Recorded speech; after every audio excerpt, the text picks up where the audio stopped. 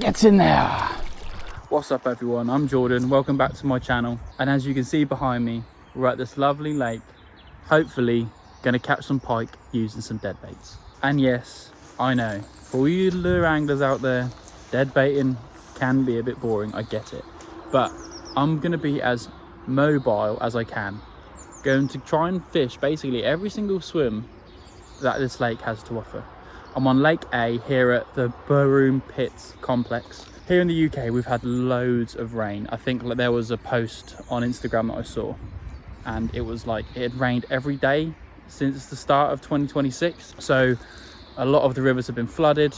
I've tried to get out and it's been pretty unsuccessful. But yeah, we're dead baiting. I've got a single rod out. I've got like a tiny bag of a few traces, my dead baits, and that's it. Like some spare batteries and a portable charger. Like I've come so light today. Obviously my mat and my net, but I'm gonna proper try and search out for the pike in each swim, work everywhere that I can, and hopefully we can pick out one or two.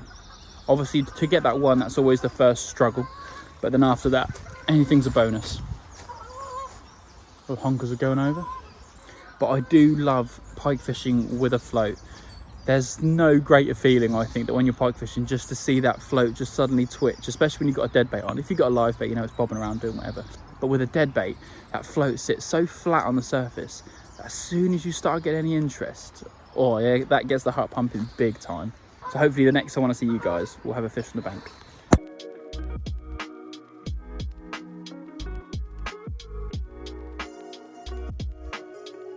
A few moments later. I think I got a bite here, guys. Yep, let's go with it, let's go with it.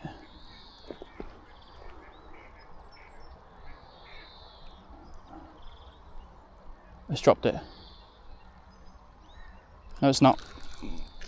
We're in. Pike on. You're swimming towards me. Lovely fish, lovely. Oh, just in the scissor. Whoa. Let's drop the bait. Oh.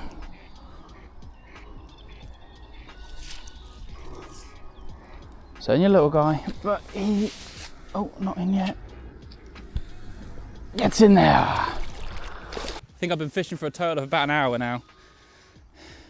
And after not catching anything on the left-hand side of the swim, I flicked over to the right, and this beautiful little jack could not resist.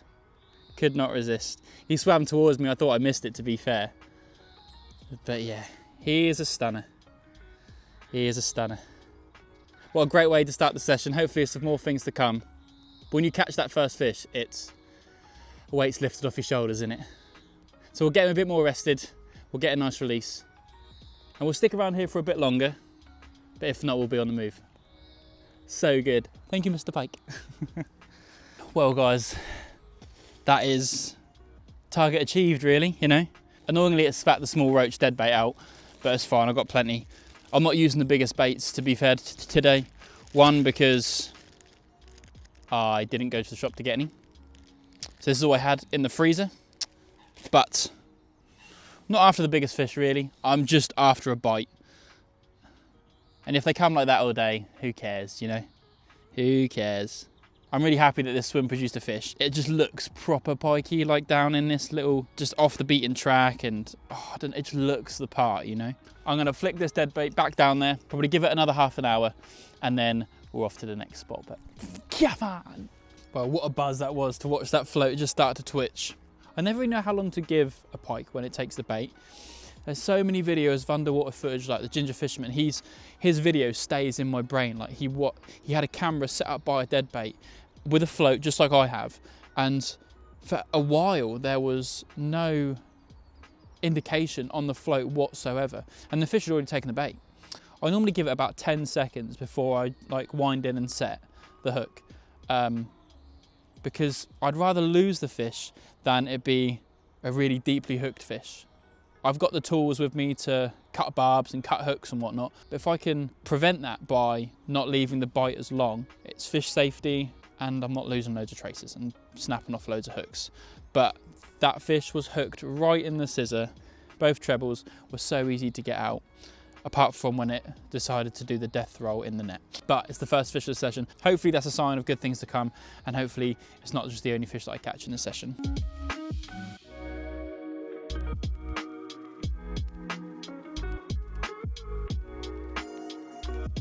Whilst we're waiting for that float to smash under, I'll just talk you through my setup. So I'm using 3-pound test curve, 12-foot JRC carp rods. The reel is a Shimano bait runner with 20-pound line on. Obviously down to a lovely big pike float, down to a wire trace and a stop knot to allow me to change the depth of where the float sits on the water. So yeah, that's what I'm using. You can get pike specified rods and stuff like that, but if you've not got things like that, like me, just use what you have.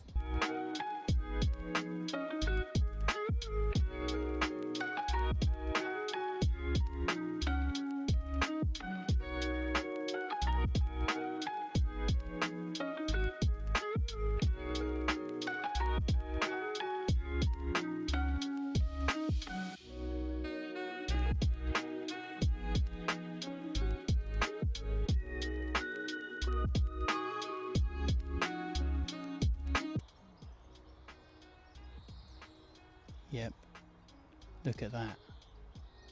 You can't tell me that's not a fish. It's going, it's going. We're reading, we're reading, we're reading. We're reading. We're in. We're in. Keeping that tension on. Keeping that tension on. Yeah, it's not a big guy. But it's a pike.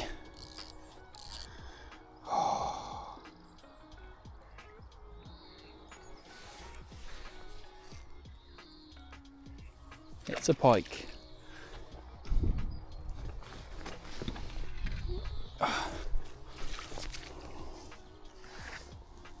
There we go. Come on, yes. Pike number 2 is in the bag. Well, that pike was a bit deeply hooked for my liking. I definitely left it for a bit too long, but long nose pliers is definitely the way to go. Don't have your hands anywhere near any of its teeth. You can get in there, so which was good. So he's just resting here now on the net. Spot number 7, pike number 2. And there we have it, guys. Pike number 2 for me. 5.5 poundish again, I reckon. Put up a proper scrap. Stunning fish, top predator as well. And he is a torpedo, isn't he? He is a torpedo. These are such wicked fish.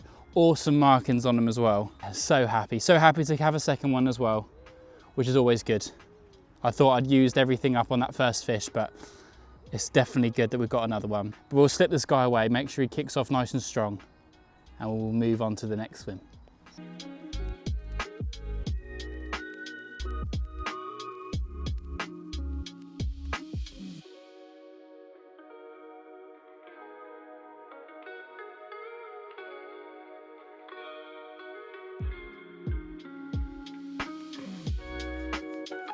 I've just come into the last swim, which is the 15th swim. There's actually a guy fishing one of them, so I can't fish that one. But look how pikey this looks. Lovely reed line there. Lovely overhang here, proper ambushy. So yeah, I think I'll give like a period of time here and then a period of time there. And then I'll go back to the swim where I caught my first one. Let's get some bait on, and hopefully this big old float will go straight under. Meanwhile, there isn't a pike here. Off to the last one, which is the peg which we started in. So let's go. Popped to the car quickly just to grab my lunch and my bottle, because I've been silly and not really drank much all day, other than that bit of coffee. But we are now back in the swim. I'll turn you around. Us, us. There we go. So you know where I'm going, don't you? Right across the side margin where I had my last one. Let's get it. Come on, the pike. Come on. One more to finish the day.